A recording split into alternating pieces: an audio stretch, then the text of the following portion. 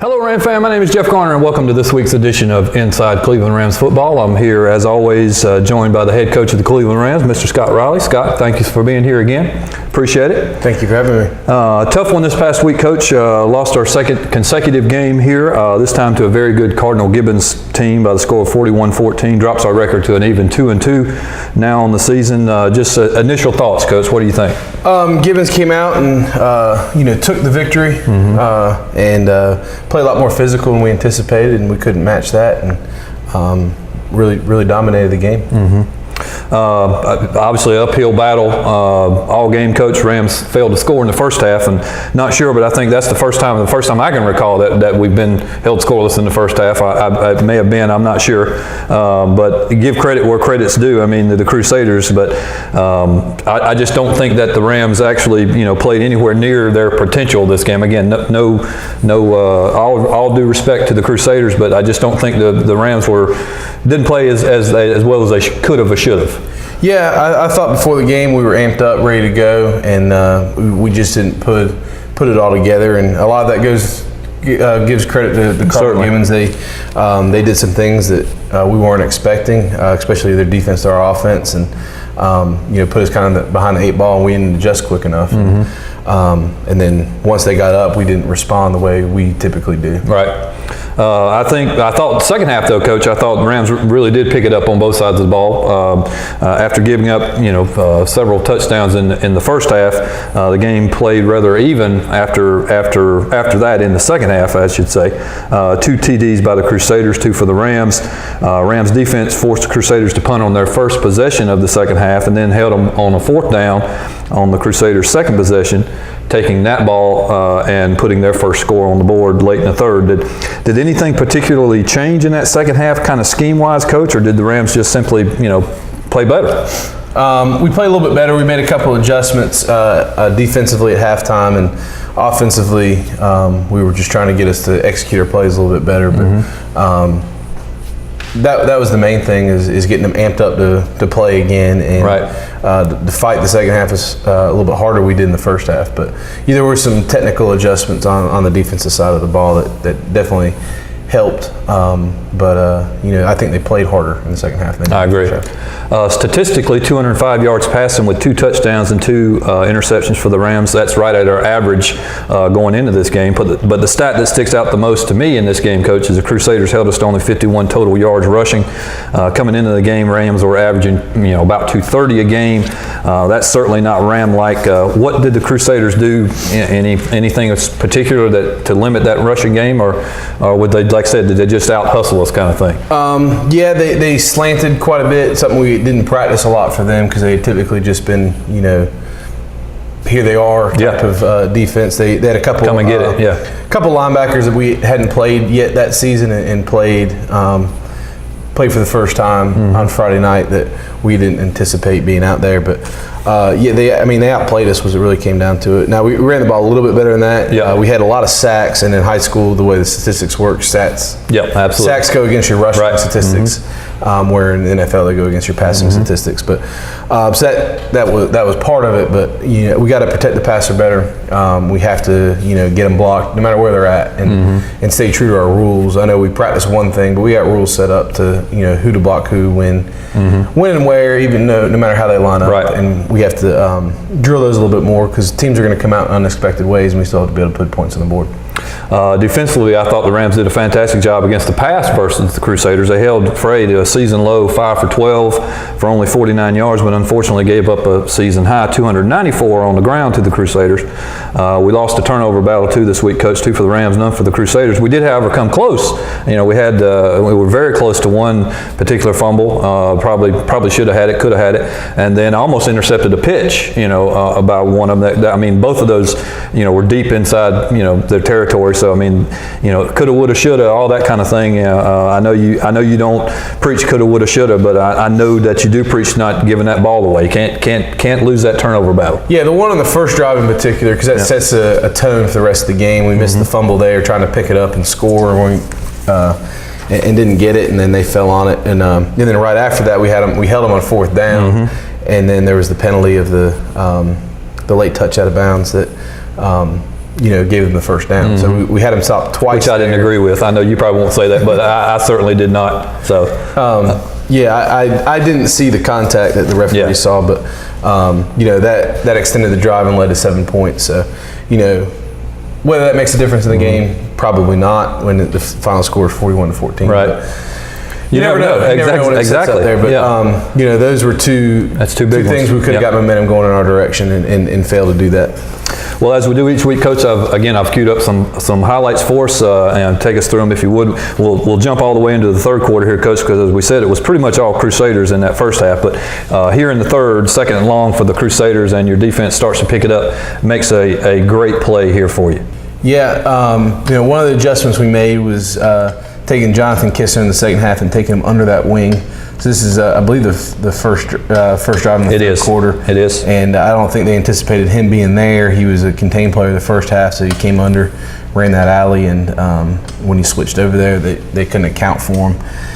It makes a great play, great tackle, takes his responsibility and takes him out and takes him on the ground, so it sets up a third and long. So we were able to, they run a screen there, but we were kind of giving them a screen the way we set back. So run up, make the tackle, and get off the field the way we wanted to do more in the first half. Very rarely will you see Kistner miss a tackle, and he certainly didn't miss this one. He got everything was worth there. All right, Coach, another play by your defense later in the third here, 2nd and 9 for the Crusaders in Cleveland territory, and Jamal Hampton just makes a huge play for you. Yeah, good coverage. I thought the DBs played well all night long. They started off the game trying to throw deep a couple times, didn't have success doing it. The DBs, because of the success they had in the ground, a lot of times we're outnumbered. We play or zero coverage, playing 4-on-4. They came in another person to the box, and they came up large. Gibbons, threw for less than 100 yards. Now a lot is that they didn't have a lot of attempts, but when they did, I thought the DBs covered really well, and Jamal was certainly part of that. The exact same route concept that Terry Sanford hit several times on the same sideline. You're exactly right. Double outs, and Jamal had lost that guy in the same route concept a week ago. So being there, almost getting an interception, knocking the ball down on a great play shows a lot of growth, and those are some of the positives you can take from the losses. That's a route they probably took from Terry Sanford. Learning from, yep. Gibbons thought, hey, this will be open because it's open the week before, and we learned from it, grew from it, and improved. Just a couple of plays later, Coach, your defense makes that big 4th down stop that we talked about a little earlier. Yeah, big 4th down stop, very similar to the one in the first half on the first drive. Good coverage. No one's open there. We lose contain on the quarterback. He was a very athletic runner, just like we did in the first 4th down drive. But pursuit down the field gets him out of bounds. This time there's just no flag, so we'll get to come off the field. Yes. All right, still third, Coach, and Rams finally get on the board here. 3rd and 13 for the Rams at their own 35, and Ocean finds Jawar Williams for the 65-yard touchdown strike. Yeah, something we had been trying to do all night long, get the ball out on time. We don't do that, but he's able to scramble this time and find wide open Jawar Williams coming down the seam. We missed several opportunities in the passing game, either because of sacks or the ball not coming out when we wanted it to, or drop passes, and that's where a lot of the points that we were kind of counting on came from, with those missed opportunities. But here's a perfect example of where everything goes together, execute the play. Obviously, we want the throw to come out sooner. The pressure in his face makes him flush, but keeps his eye downfield and makes a good throw. And he's done that. I mean, this is not a first time for Ocean. I mean, he's good out of the, being flushed out of the backfield. Like I said, keeping his eyes downfield, looking to throw before he looks to run. Yeah, and what we got to do is give him a cleaner pocket, clear look at the routes, and we'll have a lot more success, because you can't live and die on those type of plays. All right, late 4th now, Coach, and Crusader defense seems to forget Jamal Hampton is actually playing, and it's an easy pass and catch from Ocean to Hampton for the Rams' 2nd touchdown. Yep, something we've been trying to do all night. We hit Tyson with it a couple times, and they responded a little bit better to it. And this time they lost him out there in the flat. They certainly did. A lot of blitzing and playing man coverage. A lot of times the back gets lost in coverage, and that's what happened right there. All right, Coach, appreciate that. Next up, our weekly player awards. What you got for us? This week we're going to do a program player of the week. We're in school now, and we're getting reports. We do progress reports for our players each week, and get good, and then we get some bad. But a lot more good this year than bad, and that's a good thing. Kids are doing the right things where they need to. This week, Trevorri Harvey, he's new to our program. They just moved into our district right before school started, so kind of new to the program, and he's really taken to the mantra of do the right thing all the time. A lot of his teachers have talked about how outgoing he is, energetic. I think Mr. Shaner, English teacher, has him and said that he took some initiative to, the computer wasn't working one day. He got up and fixed it for him. Miss Townsend in drama class talked about him, about how outgoing he was. They were reading a play. He volunteered to read. Actually, she said the only people to volunteer were 3 football players. And it was a real difficult play to read, big words and that kind of thing. And they tackled it and went after it. Wow. So, those are the things we want to see. Is them to lead in the classroom, not just on the football field. Absolutely. So, we feel like when they do that, a lot of people look up to the football players. When they do that, it makes the whole school better. So, Trevorri Harvey is our fantastic. I've not had the opportunity to really talk to him. I do know him, obviously, and I've heard good things as well, but that's great. That's awesome to hear. Yeah. Fantastic. Okay, Coach. Well, let's talk about the Rams' upcoming opponent this week. After a 3-week homestand, the Rams actually head out on the road now for the next 3 contests, starting this week first at Fuquay. The Bengals come into this game with an overall record of 2-1 after losing their home opener to Terry Sanford, which we know a lot about, obviously, and then 2 straight victories, first at home to Cary in week 2, and then at Wakefield in week 3. So the Bengals, for those that aren't familiar, they are members of the South Wake 4A conference, along with others like Garner and Middle Creek. So really tough conference there for those guys. Rams have only played Fuquay once, and that was back in 2015. Lost that one by a score of 36-29. But what can we expect, Coach, from the Bengals on the road this week? They're a wing T team by formation. They're not your traditional wing T high school team. They're more like they line up in a wing T with a tight end and 2 wings, but they're going to see a lot more stuff like Georgia Tech runs with triple option.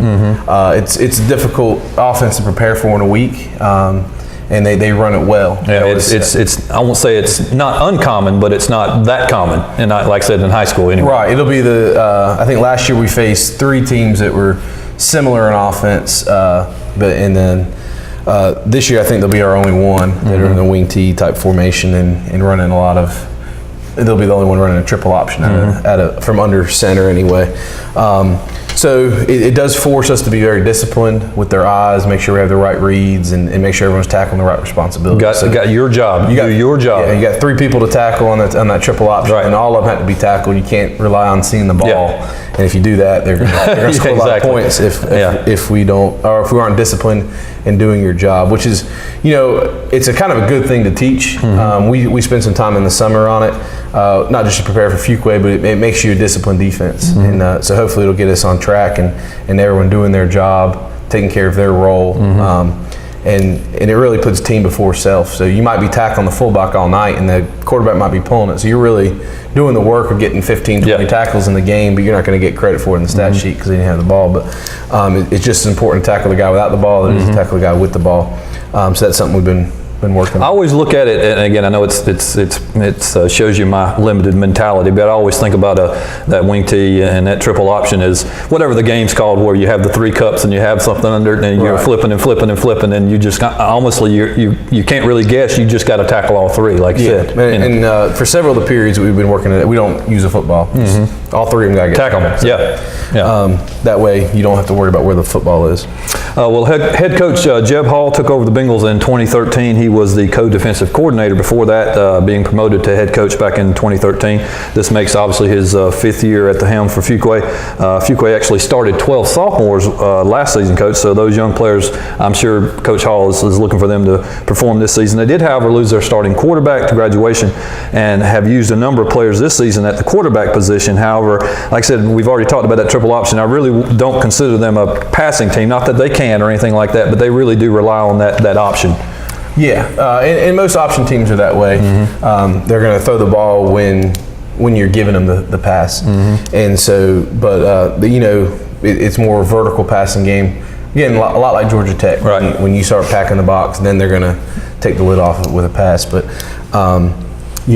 that they do run the ball and they run it well, and they execute their offense very well. Speaking of, at that running back position, Bengals bring back number 6 Tyrus Townsend, a junior who rushed for over 1,100 yards last season. Junior number 4 David Honeycutt rushed for another 700 or so. You throw in senior number 15 Isaac Morgan, and the Bengals bring in quite that potent attack out of the backfield, like I said, in that option. So all of those guys are more than capable of running the ball. That's for right, sure. And the quarterback can as well. Yeah. So they have a lot of threats back there, and as I said, they run it well. The Bengals come into the contest averaging 27 points a game, holding their opponents to 22, averaging only, like I said, 50, 60 yards passing. But again, that's not their forte per se. 363 yards average on the ground, though. So that shows you right there, what their focus is, and again, what our focus is going to have to be to tackle those guys. Yep, absolutely. It's a ground and pound type of football game. So how about defensively, Coach? What does the Ram offense need to look for from their defense? It's always a little bit more difficult to tell. They're always a 3-front or a 3-4 type defense, and but it's always defenses adjust week to week a lot more than offenses do. So you never know what you're going to get. I think we'll get a 3-man line, we'll get a 3-4 type look, but what they do with that, how much pressure they bring, what kind of coverage. And that's more Garner style, right? Wasn't that a Garner style as well? Weren't they the 3-4? Am I getting confused? Garner does a little bit of it. Yeah. They're more of a 4-man. Yeah, that's right. That's right. But they're well coached, they're well disciplined, and they make it difficult to get the big play. So they're gonna take care of their assignment and make you execute all the way down the field. All the way down. Which is always real difficult in high school. Gibbons was very similar in that coming in the game. They're going to do their job really well. They're not going to take a lot of chances, and they're going to make you execute all the way down the field. And hopefully you miss a block, make a mistake or whatever. Yeah, right. And Gibbons did that really well against us, so that's something we're going to have to pick up our execution rate on to score the points that we need to win the game. Okay, Ram fam, well, here we go again. There you have it. It's our first of 3 consecutive road games for the Rams, starting first again at Fuquay this Friday night. And again, it is a 7 p.m. start. That is correct, isn't it, Coach? Yeah. I know we normally start at 7:30, but it is a 7 p.m. Kickoff there in Fuquay. We absolutely need to see the Ram fam in the house. It's actually Fuquay's homecoming, as I understand it, which, to me, I thought that was a little early in the season, but, I don't know what their deal is. But regardless, that just means they're going to pack the house. Yeah, it should be crowded. Coach Hall talked about that. They don't have a lot of home games in conference, and I think one is their senior night, so that excludes that. Right. One was I believe Middle Creek, which is a big rivalry game for them anyway. So it kind of we fell into the hole. The right spot. Yeah. Right. Okay. So again, that's just more reason for the Ram fam to show up. Again, they're going to be in the house, and we need you in the house, obviously. So again, time to show them what Cleveland football and what the Cleveland Ram fam is all about. We'll certainly be there covering every play as we always do. We'll be back here next week to talk the game with Coach Riley. And Coach, again, thank you so much for your time this week. I know it's a busy one, as it is always. Final comments for us before we get out of here. Nope. Look forward to seeing you guys at Fuquay, and hopefully out here Thursday night for the JV game, our first home JV game of the year. So that should be exciting, and look forward to get back on the right track. Absolutely. All right, Coach. Well, thanks a lot for being here. And we obviously wish you well. Good luck. Let's bring home another W, and tune in next week, Ram fam. And as always, go Rams.